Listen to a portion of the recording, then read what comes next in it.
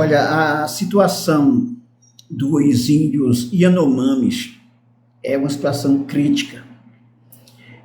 Tem uma reportagem aqui do site sumauma.com que destaca, inclusive com imagens muito tristes, a situação dos índios Yanomamis, de crianças e idosos morrendo de desnutrição. E devido a essa situação, o presidente Lula, neste sábado, está indo para a aldeia dos Yanomamis para buscar resolver essa situação. E aí você vai perceber como a política do ex-presidente aí, o Bolsonaro, ela trouxe, além do ódio, da violência, de dividir o país, ela trouxe muitas mortes. Além das mortes, também com a Covid-19, que se tivesse cuidado a tempo, não teria morrido tanta gente. Veja só essa reportagem, aqui começa o Diário de Guerra. Não estamos conseguindo contar os corpos. Dados obtidos com exclusividade por Sumauma mostram que durante o governo do extremista de direita Jair Bolsonaro, o número de mortes de crianças com menos de 5 anos por causas evitáveis aumentou 29% no território Yanomami. 570 pequenos indígenas morreram nos últimos 4 anos por doenças que têm tratamento. A criança Yanomami já tinha vivido 1.095 dias, mas pesava o mesmo que um bebê que acabara de nascer, 3 anos e 3,6 quilos. O número traduz o que uma série de fotografias recentes recebidas por Sumauma mostra: corpos de crianças e velhos com peles que recobrem apenas os ossos, tão fragilizados que mal parecem se equilibrar. Costelas que parecem perfurar os corpos minúsculos contrastam com barrigas enormes povoadas por vermes. Dados obtidos por Sumauma apontam que nos 4 anos de governo de Jair Bolsonaro, 570 crianças com menos de 5 anos morreram no território Yanomami, pelo que as estatísticas chamam de mortes evitáveis. Isso significa que 570 pequenos indígenas poderiam estar correndo, rindo e inventando brincadeiras neste momento, se houvesse atendimento adequado de saúde ou ações de prevenção. Não houve. O número oficial já é 29% maior do que nos 4 anos anteriores dos governos de Dilma e após o impeachment de Michel Temer, o número oficial já é 29% maior do que nos 4 anos anteriores dos governos de Dilma Rousseff e também após o impeachment, o governo de Michel Temer. E como o território sofreu um apagão estatístico durante o governo de extrema-direita, é provável que a realidade seja ainda mais aterradora. Este é o legado de Bolsonaro. As imagens desta reportagem foram feitas por indígenas e profissionais de saúde. Depois eu vou deixar o link da reportagem, tá? Não vou colocar essas imagens aqui para vocês verem aí no link da reportagem. As imagens desta reportagem foram feitas por indígenas e profissionais de saúde que conseguiram vencer a barreira do garimpo criminoso e alcançaram a terra indígena Yanomami nos últimos meses. Para publicar, a Sumauma pediu autorização para lideranças da etnia.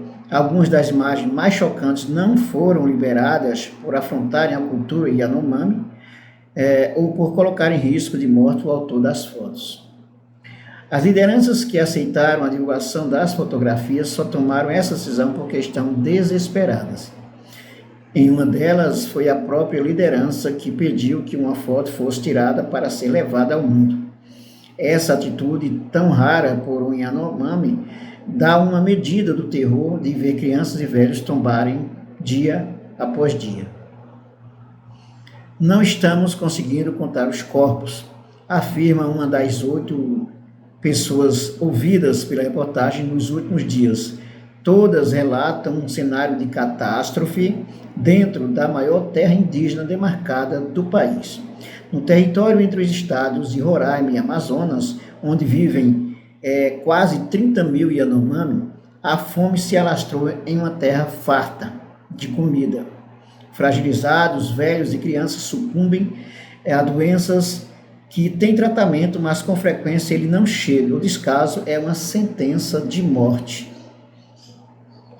Somado a isso, o desmonte da saúde durante 4 anos do governo Bolsonaro levou várias aldeias ao colapso sanitário. Com pouco acesso à saúde, medicamentos em falta, crianças e velhos morreram de desnutrição ou por doenças tratáveis como vermes, pneumonia e diarreia. Tá tendo muito garimpeiro, muita malária, pega malária, não aguenta fazer roça, afirma Matheus Sanoma. A malária, assim como a dengue, é transmitida por meio de um mosquito que, ao picar uma pessoa contaminada, passa a espalhar a doença. Ela se alastra na terra indígena por meio dos garimpeiros. Os Sanoma, um grupo da etnia Yanomami, vive na região de Auares, no limite do Brasil com a Venezuela, onde o garimpo atua livremente dos 2 lados da fronteira. A insegurança alimentar sempre foi uma questão crítica na região. Localizada nas terras altas do território, há menos oferta de comida. Com o garimpo e a explosão da malária, o que era um problema escalou para o caos. Vários homens da etnia migram para o garimpo do outro lado da fronteira, na Venezuela, deixando as mulheres sozinhas para cuidar das crianças, fazer roça e pescar numa região escassa, desequilibrando todo o modo de vida. Como só os homens caçam, mais uma fonte de proteína passa a faltar. Na minha comunidade, todos estão morrendo de fome. Já morreram 30 Sanoma e vão morrer mais. Estão morrendo rápido. Não quero que morram todos.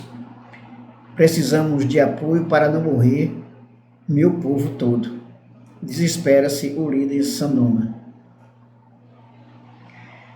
Nos últimos 2 anos, 2021 e 2022, a região de Auares, onde vivem 896 famílias, teve 2.868 casos de malária. Dados obtidos por Suma1 apontam que apenas em 2022, 6 crianças com menos de 1 ano morreram por causas que seriam facilmente evitáveis se houvesse acesso a serviços de saúde ou medicamento. Na região, 6 de cada 10 crianças menores de 5 anos apresentam déficit nutricional, ou seja, tem peso considerado inadequado para a idade, a maior parte delas já em desnutrição severa. Na Maloca-Papiu, outra região do território Yanomami, acontece o mesmo. 6 de cada 10 crianças dessa faixa etária estão desnutridas. É de lá que nos chega uma lista feita à mão por uma pessoa da comunidade com as mortes ocorridas entre dezembro e os primeiros dias de janeiro. Foram 4 crianças, filhas de Catiúça, Beatriz, Giovana e Priscila. E ainda outros 4 velhos. 8 dos meus parentes morreram, diz o recado. Na semana em que eu estava lá, foram 3 óbitos de crianças, todas por pneumonia. Outra se salvou, foi removida para o hospital de Boa Vista. Conta um profissional que atuou na região do Chitei em dezembro para trabalhar para o censo. Em 2022, os dados mostram que 13 crianças do Chitei com menos de 5 anos morreram por causa de que seriam tratáveis, 6 delas por pneumonia, 4 por diarreia e 2 por desnutrição. E aí tem a listinha aqui das crianças que morreram, né? As estatísticas oficiais deveriam mais não alcançam a tragédia humanitária vivida pela etnia e relatada pelas pessoas que habitam e trabalham no território. Os dados reais, segundo elas, são muito maiores. Muitas das mortes que ocorreram nas aldeias sequer são informadas aos serviços médicos. Em algumas das regiões mais afetadas pelo garimpo, as equipes de saúde foram expulsas e não conseguem prestar atendimento ou contabilizar os mortos. Isso gera casos como da região do Omochi, onde um posto de saúde foi tomado pelos criminosos, virou depósito de combustível e foi incendiado pelos garimpeiros. Em dezembro, como forma de retaliação a uma operação da Polícia Federal em combate à atividade ilegal. Segundo as estatísticas, nenhuma criança está desnutrida ali, o que não corresponde à realidade. Como não há acampamento das equipes de saúde, também não há dados. As crianças que passam fome, adoecem e com frequência morrem, foram também apagadas do sistema. O apagão estatístico é mais uma forma de promoção da morte. O helicóptero usado para a remoção de doentes em áreas remotas, onde aeronaves maiores não chegam, ficou quebrado por 10 dias em 24 de dezembro e 4 de janeiro. Danificado, demorou a ser substituído. Neste período, segundo as lideranças e os profissionais ouvidos pela reportagem, ao menos 8 pessoas morreram, 4 na região do Surucucu e 4 entre os Sanuma. Nas estatísticas oficiais, porém, constam apenas 3 crianças mortas entre 24 e 27 de dezembro. 5 mortes, portanto, estão em apagão estatístico. Em Coromaitiú, acabei de receber a notícia que o helicóptero ajudou, mas ficaram 4 corpos. Avisa a mensagem de um profissional de saúde que nos chega no início de janeiro, logo após a volta do helicóptero. Ele descrevia um cenário de guerra. A comunidade não conseguia sequer fazer a cerimônia de cremação dos mortos porque não haviam pessoas saudáveis em número suficiente. Em Porapê morreram 4 pessoas, soube agora que morreu mais uma criança. O Tuxaua, liderança, morreu também. Precisamos alcançar aqueles que estão mais distantes das pistas de pouso. Continua a mesma fonte na mensagem que pedia socorro. A reportagem de Suma Uma questionou o Ministério da Saúde em 6 de janeiro sobre a situação no território. A resposta com os dados oficiais só foi enviada em 18 de janeiro. Na semana passada, o governo Lula, que herdou os anos de descaso deliberado do governo de Jair Bolsonaro, montou às pressas uma força-tarefa com especialistas de Brasília e Boa Vista para avaliar a tragédia na terra indígena Yanomami. Desde o início desta semana, eles visitam as regiões mais afetadas para montar um plano de ação e tentar evitar mais mortes. Uma sala de situação como a montada em momentos de guerra ou durante crises como a da Covid-19 funcionará para assessorar as equipes de saúde. Eles também deverão avaliar em que medida os dados que constam no sistema do Ministério da Saúde correspondem à realidade. O desafio de reconstrução do sistema de saúde, entretanto, não será fácil. No território onde o crime atuou livremente nos últimos anos, as estruturas foram destruídas. A alimentação que os polos de saúde têm para dar aos Yanomami doentes é arroz e só, nada nutritivo, contou outro profissional que esteve diversas vezes no território ao longo do ano passado. Não tinha nem remédio, nem Novalgina, não chegava nada.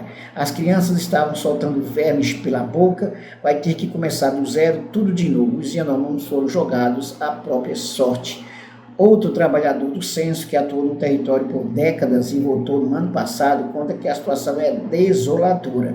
Os profissionais de saúde trabalham em condições subhumanas, postos de saúde com goteiras, sem água nem luz. O profissional tem que andar às vezes mais de 300 metros para buscar água no balde. Faltam medicamentos básicos, relata. Pessoal passando fome demais, todo mundo muito magro, até para o trabalho do IBGE estava difícil. Quando tinha que pernoitar na hora da janta, a gente tinha levado comida, mas a aldeia inteira morrendo de fome ficava em volta da equipe que dividia um pouco que tinha levado. Não dá para esperar mais. Então essa é a triste realidade deixada pelo ex-presidente Jair Bolsonaro.